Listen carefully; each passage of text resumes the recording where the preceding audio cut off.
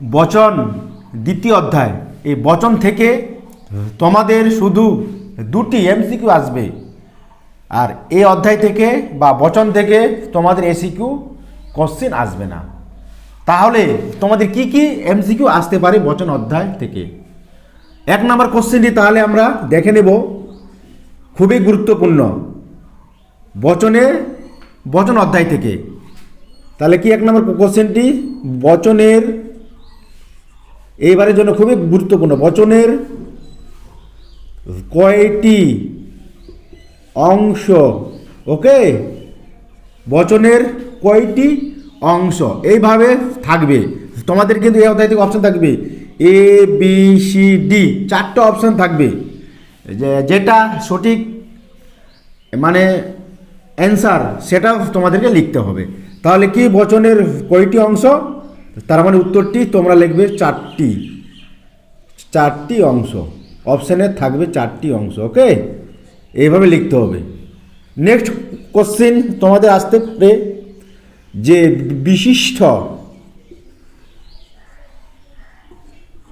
বিশিষ্ট বচনের কয়টি, ওকে, কয়টি অংশ? এইভাবেও আসতে পারে, কয়টি অংশ। তাহলে কি বলছে? বিশিষ্ট বচনের কয়টি অংশ? তাহলে উত্তরটি তোমরা কি লিখবে?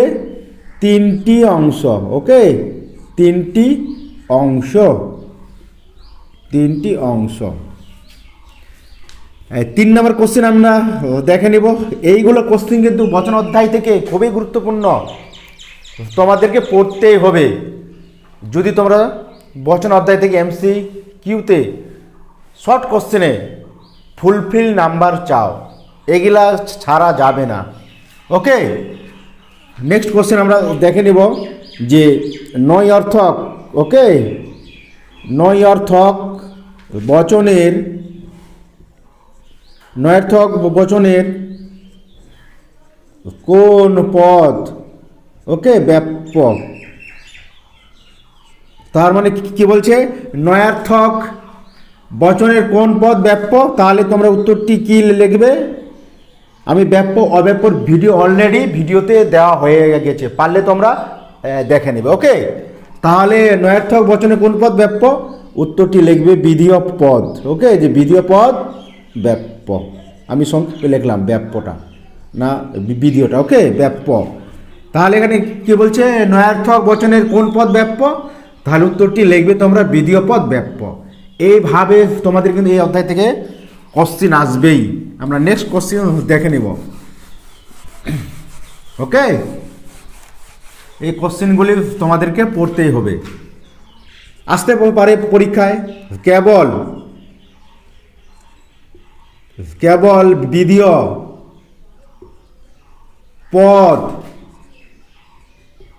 ব্যাপ্য হয় কোন বচনে? ওকে, 4টি অপশন থাকবে। কেবল বিধেয় পদ ব্যাপ্য হয় কোন বচনে? তাহলে উত্তরটি লিখবে তোমরা ও বচনে। ও বচনে কিন্তু আসবে, তোমাদের লিখতে হবে। ওকে, 5 নম্বর কোশ্চেন, যা আমি আজকে দিচ্ছি শর্ট কোশ্চেন, এর মধ্যেই তোমরা 100% বলতে পারো টেস্টে এবং ফাইনালে আসবেই। ওকে, কেবল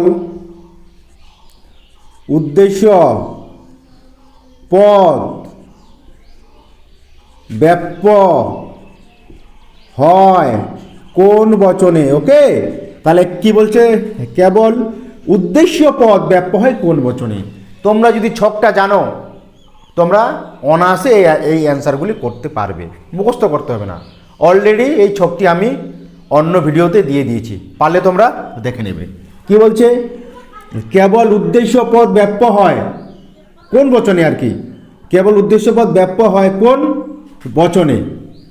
আমি লিখে দিই কোন বচনে পাশে। ওকে, কোন বচনে? তাহলে উত্তরটি তোমরা কি লিখবে?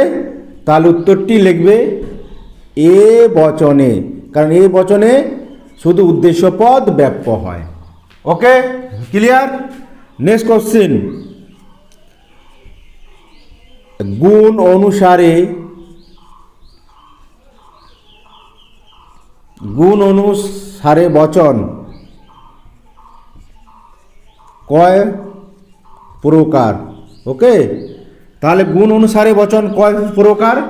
তাহলে উত্তরটি তোমরা লিখবে 2 প্রকার। কি 2 প্রকার? সদর্থক আর কি নয়ার্থক। লিখে দিই, সদর্থক ওকে ও নয়ার্থক। নয়ার্থক, সদর্থক আর কি নয়ার্থক। নেক্সট কোশ্চেন দেখে নেব আমরা, এগুলা পরীক্ষা আসবে। পরিমাণ অনুসারে, ওকে, পরিমাণ অনুসারে বচন কয় প্রকার? তার মানে এখানে কি বলছে? পরিমাণ অনুসারে বচন কয় প্রকার? তাহলে উত্তরটি তোমরা কি লিখবে? সেম উত্তর হবে 2 প্রকার। ওকে, এবার যদি বলতো যে কি কি, তাহলে সামান্য ও বিশেষ। ওকে, সামান্য ও বিশেষ। নেক্সট কোশ্চেন আমরা দেখে নেব এই অধ্যায় থেকে। এর মধ্যে তোমরা দেখবে ফাইনাল পরীক্ষায় 100% শর্ট কোশ্চেন তোমরা কমন পাবেই। ওকে, 8 নাম্বার, সদর্থক। সদর্থক বচনের কোন পদ? কোন পদ ব্যাপ্য? সদর্থক বচনে কোন পদ ব্যাপ্য? তার মানে সদর্থক বচনে এখানে এ আর আই, তার মানে উত্তরটি লিখবে তোমরা সদর্থক বচনে উদ্দেশ্য পদ। ওকে, ব্যাপ্য মনে রাখবে, সদর্থক বচনে উদ্দেশ্য পদ ব্যাপ্য। যা আজকে আমি তোমাদেরকে এই অধ্যায় থেকে দিলাম, বচন থেকে 100% তোমরা লিখে রাখো। 2025-এ আসবেই, চোখ বন্ধ করে এই কোশ্চেনগুলি তোমরা এখন থেকে প্রস্তুতি নিয়ে নাও। কেমন? যদি তোমরা নতুন হয়ে থাকো তাহলে অবশ্যই তোমরা চ্যানেলটিকে সাবস্ক্রাইব করে রাখো। সাবস্ক্রাইব করে রাখলে যখনই আমি ভিডিওগুলি ছাড়বো সর্বপ্রথমে তোমার কাছেই ভিডিওগুলি যাবে। ওকে।